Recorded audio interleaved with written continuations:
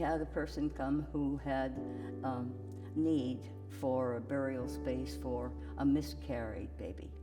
And since such a space was not available for the early miscarriages, I happened to be the fortunate person to be the contact person, for I was subbing for our prioress at the time, who had to be at a business meeting.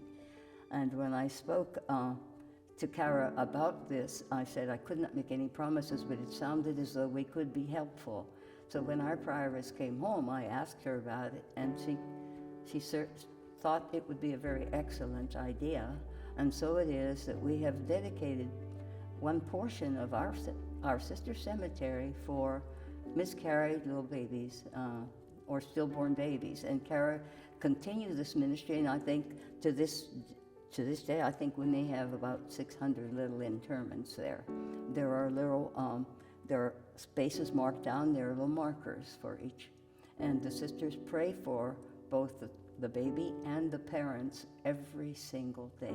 Every single day. We pray for those who are interred in our cemetery and in our columbarium.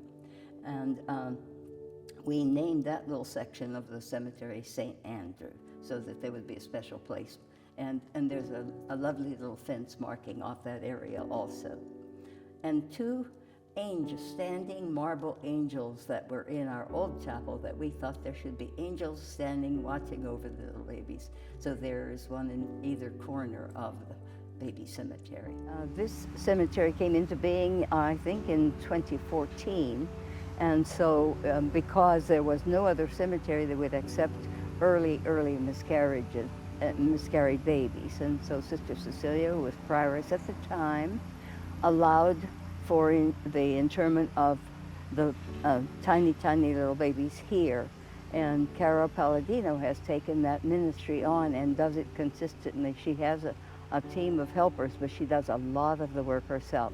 This will show that there are several fairly recent interments. Sometimes there are as many as 3 or 4 a week, and sometimes there will be several weeks without one. But there are many parents who have been helped through their grieving and mourning the loss of a baby that they had been hoping for and expecting. And Cara always has a minister or a priest or deacon come to pray with the family if they would like.